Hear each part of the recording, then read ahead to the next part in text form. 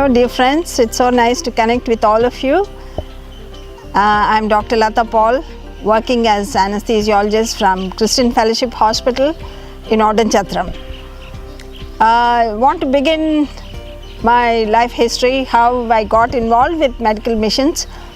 I was very good with my studies and always wanted to be a doctor, but my image of doctor was big, famous, lot of money and all that.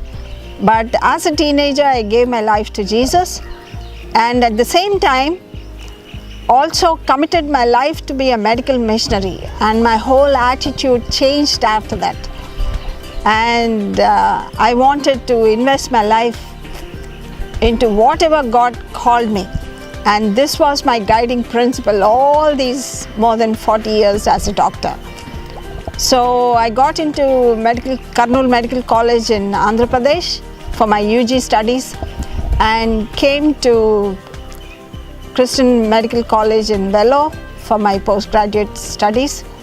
And while doing my MD in Vellore, I got married to Dr. Paul, who's an obstetrician, with a similar vision. He also wanted to serve the poor and in a mission hospital. So that's how we got married, and he moved to Vellore till I finished my MD. And when I finished my MD, I was not sponsored, so both of us had a freedom to go anywhere we liked. But Dr. Paul was very keen that we should move back to Christian Fellowship Hospital in Odanchantram, which was not found in the map.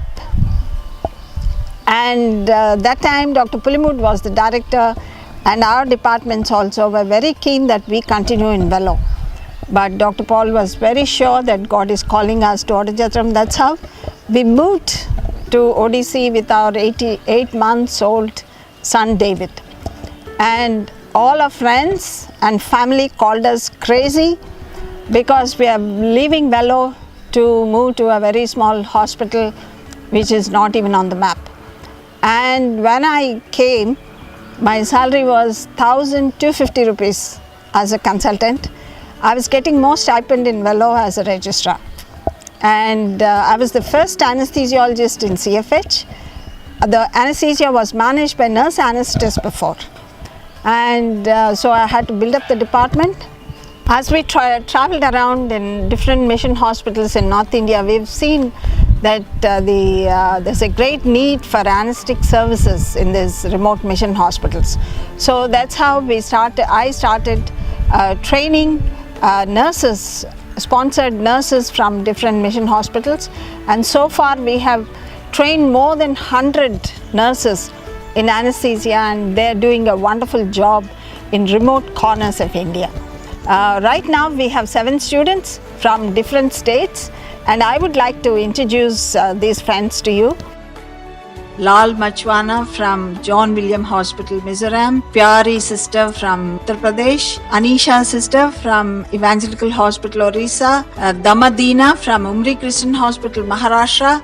Rosalind sister from Mary Immaculate Hospital in Kolkata. Sunita Malto from Prem Jyoti Hospital, Jharkhand. And Lima Rose from St. Mary's Hospital from Madhya Pradesh. So I had a great passion for North Indian mission work, because actually as a junior doctor I worked in EHA in Lucknow in Madhya Pradesh, and I always wanted to take part in the North Indian mission work. So whenever we could get away from Odanchantram, and our administration was so kind to let us go, and we helped many mission hospitals in North India, like Pune and Bihar, Umri in Maharashtra, and many EHA hospitals. And last 20 years we have been involved with the mission hospital in Anantnag, Kashmir Valley, because one of my friends who got converted to Christian faith in our college days, she went as a missionary, Dr. Sarah, and we wanted to be, as a family, we wanted to help her and support her. So last 20 years, maybe would have gone more than 50 times to Kashmir Valley. It was always a challenge to go to Kashmir because of weather conditions, militancy, and various other challenges. But God has taken us and brought us back safely. And also we had an opportunity to go to Republic of Congo in Central Africa. Both Dr. Paul and me went and served there in a mission hospital for 3 months. We had a rich experience of the African continent.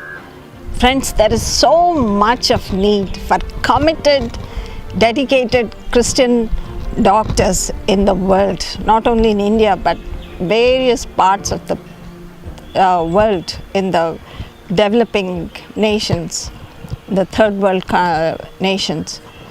And here God has given us great education talents to be invested in the needy places. And God also helped me to conduct seminars in inner healing and deliverance, and many people were helped through their traumas of life to overcome the depressions and unforgiveness, and many people were blessed and delivered. We continue to nurture the youngsters and motivate them to get involved with medical missions, and many committed their lives to serve this great God. What I want to convey to you this morning is that when we put our hand into this great God who sacrificed his life on the cross, you know what he does with our lives, it's just beyond our wildest dreams and imagination. That is what has happened to my life. I can reflect back the 40 years of service in medical missions, and with great satisfaction and contentment I can say that, you know, it's so wonderful to serve this great God. Friends, I want to conclude by the verse which always rings in my heart, 1 Corinthians 2nd chapter and 9th verse. No eye has seen, no ears have heard, no mind has conceived what God can do with people who love him and who are wholly committed to him.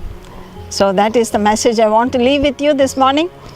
And here we are the part of the cloud of witnesses who are living witnesses, who experienced God and who obeyed God, the call of God to be where he wanted us to be, and the way he has blessed us, the way he has used us to bless many is so wonderful, such a wonderful and blessed experience.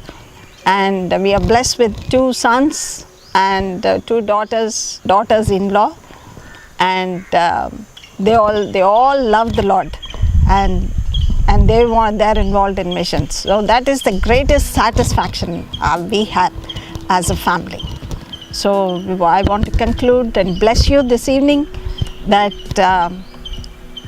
when you put your hand into God's hand and surrender your life to Jesus and say, Lord, here I am, use me, the way God will do with your life, bless your life, is just beyond imagination.